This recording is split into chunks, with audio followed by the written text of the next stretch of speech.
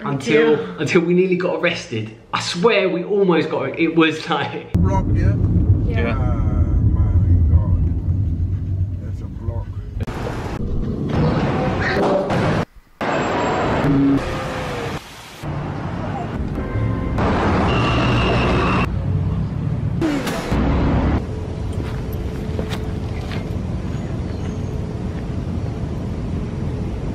So, just a quick video. We were just out for a roti, or a couple of rotis, and a bit of channai, and tea Tariq. It's about 9 PM on a Thursday evening, and we just had a conversation about our MCO and lockdown experience, and things kind of coming to an end, essentially, of the kind of standard lockdown. MCO is over, and now Malaysia is in our MCO. But one thing, you know, that's really been on our minds is everyone has been in lockdown, but everyone's kind of talked about, oh, I've been watching Netflix, or I've been doing this. But what have you... I think all the people have felt a lot of pressure to like learn skills, you know, do like workshops, do whatever they can do. Yeah. And maximize your time. There's been a lot of talks about people. Yeah. Using the time to read. What have people really been doing in lockdown? I guess maybe for other people is what the hell have we been doing during lockdown, and it hasn't just been eating or watching Netflix. We did actually watch a bit of Netflix. A lot of eating. If anyone's seen Better Call Saul, we watched a lot of that. And eating wise, I did a lot of cooking, and yeah, Julia did a lot of eating. Oh, She also did a bit of cooking. No, that's a lie. I'm did sorry. a lot of cleaning. You've been cooking. I did no cleaning. I'm not very good at cleaning. Yeah, that's you know, sometimes in life people are good at things and people aren't good at things. And no one is good at cleaning. You just learn how to clean. I'd love to hear from you guys what your typical day was. So definitely leave it in the comments, because everyone's just been telling what they've been generally doing. But have you literally just been sitting on Instagram the whole time watching Netflix? That's kind of not what we've been doing, you see. And obviously other YouTubers and whatnot, what have they been up to? It's terrible from this angle. This is the Veggies on Tour full lockdown lowdown. I don't know if I don't know if that's going to be really cringe and I'm going to include it. I'm going to watch this back and be like, oh mate, why?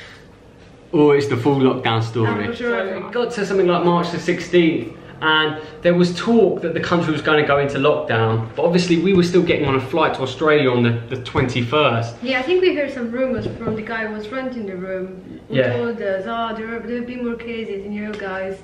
We might go into lockdown. That's what our kind of plan was to do, to go to Australia and then work from Australia. But obviously, by about the 19th of March, after a day of lockdown here, the flights to Australia had stopped.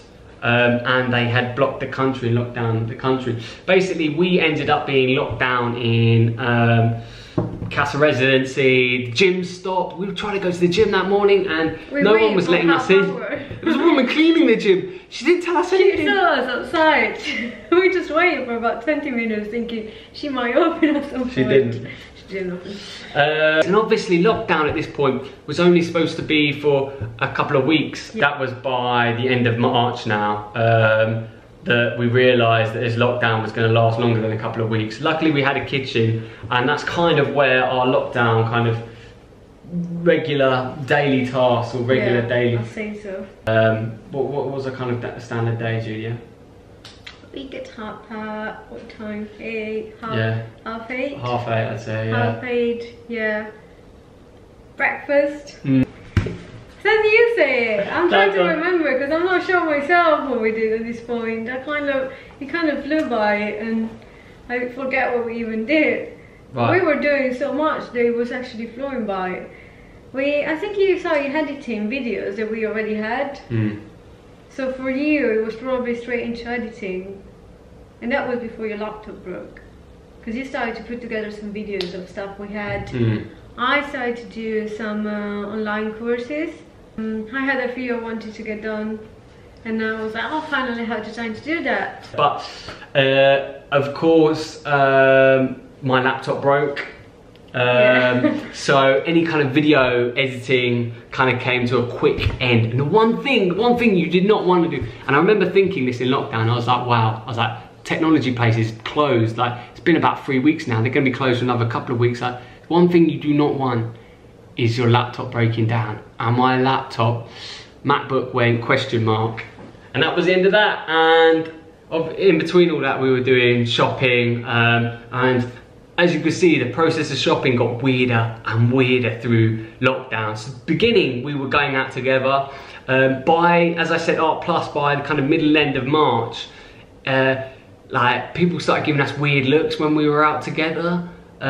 Things started to get a bit strange, and we kind of were following the news, and we kind of weren't understanding what was going on. And suddenly we'd only see one person per household out. And I think we kind of started to realise that actually we're not supposed to be out together. And obviously that we really truly didn't realise that until we nearly got arrested. I swear we almost got it. It was I don't know. Yeah, it was quite scary. It was quite a hairy situation. We obviously didn't know what the rules were, and we kind of realised we were kind of out of our depth. But what happened is it was about grabs as well, taxis. Yeah. And being on the car together, which we didn't know about. No. More than going shopping together. So basically, just to give you the quick lowdown, should I give them the quick lowdown? Which one to explain?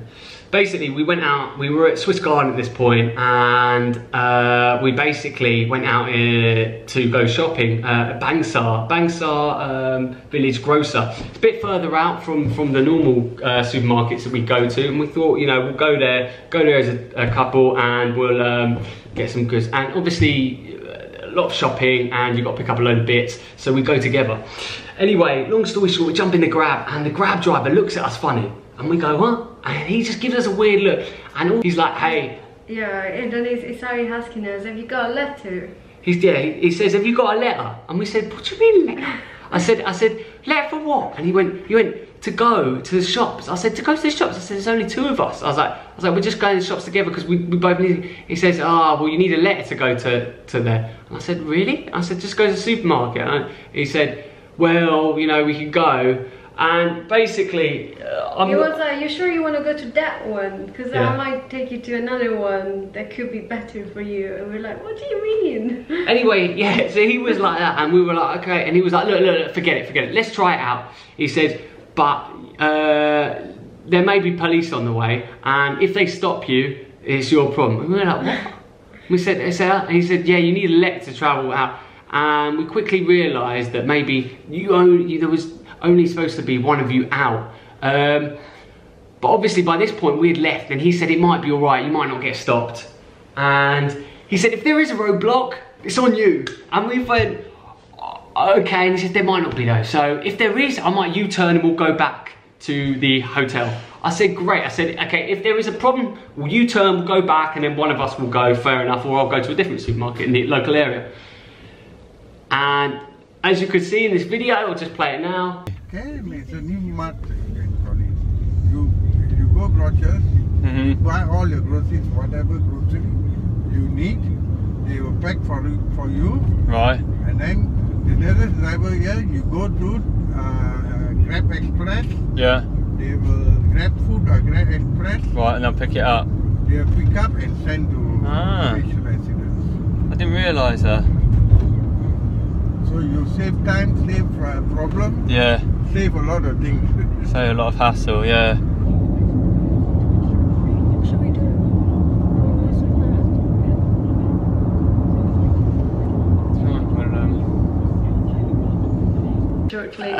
There was a block, and his voice completely changed, his demeanour completely changed. We realised we were kind of in big trouble at this point. I started going, oh my god. It was really bad. After this, I'll be happy that we bypass, there's no block here. Yeah. My god, there's a block. Is there? Yeah, you better. How am I to go? You tell them I'm going back home lah. Right, okay. So when we saw that first roadblock, there was no way to U-turn, and he literally, his demeanour suddenly changed, and he was like, oh my gosh, he says there's a roadblock. And as you can see in that video, he was very, very worried. Anyway, we started driving, and then he goes, oh my gosh, he goes, there's another roadblock. And I was like, you're kidding. And this is where it all got a bit tense, because we started driving towards this one, there was army and police out, and I thought, oh gosh. And obviously, we wanted to go back by this point. We realised we were making the mistake. We didn't even know these rules existed at this point. And obviously we wanted a U-turn out of it, but there was no U-turning because we'd just gone through a roadblock. So now it was like, we have to go through this roadblock. And now there was army at this one, police, and... So get 2 grabs next time. You want to go 2% can, but you have to get further. Right, okay. This flight is lenient, might be the other flight is not lenient. Lenient, right. Stay to the right. I can't even call a grab. It's fine, I'll sort it out for you, don't I? Police reported ahead.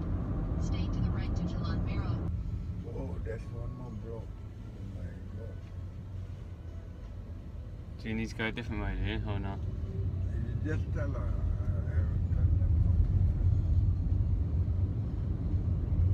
Okay, so the second one, this is when things started to get really heated, and the guy pulled us over and waved down. Oh yeah. And the bloke walks up and starts speaking in Malay, and then he gets him to wind down the windows. Then they come round and open up the boot, check the boot, and then they start winding down our windows and start speaking to us. And you have a letter? And we were like... He started speaking to me and was like, hello? Hello? And then you said hello as well, and then he just started to look around and be like, so where are you going? Where are you at? And do you not know the law? Stuff like that. It was pretty, and I was like, and I just kind of just went, yeah, huh? Like, what? And obviously he signalled, what's that? We're going to the shop. Yeah, he was like, where are you going? I was like, we're going to the shop. No saying we're going home, because we'd just been through the roadblock, and he'd obviously said we're going to the shops together. So we said we're going to the shops, and obviously the policeman wasn't too happy about it at first and said there's only one of you allowed to go. So that's when we really realised the situation, and we realised that you weren't allowed to do this. And by this point it was almost too late, and we thought we were going to be arrested for it. And we basically said, right, well, we won't do this again. And the policeman waved us through and said, all right. On the way home, basically the grab driver had said, you've got to get separate grabs, you're not supposed to be allowed to get. So we got separate grabs home. And you know what? We didn't do that again. That was the last time we shopped together. You started shopping on your own then? Yeah, I started shopping on my own. Yeah. How long did it take for this to arrive? Oh, mate. We got this on Lazada, right? Yeah. Was it Lazada or Shopee? Lazada. So, yeah. This one was actually quite quick. It took a few days. Oh, that's good. I ordered something on Lazada. Let me tell you, Malaysia, your postal is... I ordered something on Lazada, and I ordered a pair of trainers, and they came, it took a month to arrive. It came from China, but... It came from China. It took over a month. I think it took like 5 weeks for something to arrive. It took so long there, he thought he got scammed. Yeah, that was bad. Shut up, I'm not going to go into that, am I? Like a scammer. Well, we started going out more and more to eat, and less takeaways, until it got to about... mostly because like we're not going to be here that long anyway, so we wanted to enjoy our like final weeks, months, you know. Yeah, and obviously, and things started to take shape with our visa running out. By end of May, our visa was running out, or our 3 months. So that was another headache for us, and we were really worried about that. English embassy was not being that great at the time. Yeah, Italian embassy was being rubbish. Everyone was being quite rubbish. There was so much worry about it. And kept looking at flights. Kept looking at flights. We couldn't get any flights to Italy. It was so like, oh man, we were pulling our hair out over it for days, trying to get appointments at immigration, but there was no appointments. And all led up to immigration being like, right, we'll give you an extension until the 31st of August, which is not 100% confirmed. I know there are questions being raised at Sabah whether you can stay Sabah or are doing something slightly different. in part of Malaysia. Yeah, so there's all these different kind of rumours, different immigration saying different things in different parts of Malaysia. Obviously, now we're in our MCO, so lockdown has come to a gradual end. Things are still closed, but things are still kind of opening up. I know bars are still closed, swimming pools are still closed, but interstate travel is now open. So I think we've got some plans for some interstate travel, a couple of plans, not too much. We obviously want to keep short trips. Yeah, we obviously don't want to move around too much. We want to respect the RMCO and appreciate that we'll come back to Malaysia and do the full travelling when COVID's not a problem, because we don't want to be that classic tourist that just kind of takes the piss and just goes and just starts travelling again. I'm sure you guys don't want to see that yourselves, so out of respect, I think we won't do that. Yeah, what have you guys been doing during lockdown? I don't know if this video was that crazy, but I think we'd just love to know what everyone has been doing. Yeah, give us the lowdown. Don't just tell us Netflix. What have you really been doing in that in the 2 months? Have you learned to do anything? Yoga, introspection. Yoga. Yeah, you've been doing yoga. Yeah. Yeah, it's been positive. It's been a really positive experience, and all we can say is obviously thank you, Malaysia. Happiness. It's been a home away from home, let me say. It's been absolutely like flawlessly great. We probably feel like home every time we come back to Malaysia after this. Yeah, I'm pretty glad we could call this place our home, and thank you guys for tuning in and watching us. I even tried to do online surveys. Online? Surveys. Did you? Didn't really work. My advice, next lockdown, yeah, don't bother. Just like try and do something else. When did you try this? It was rubbish.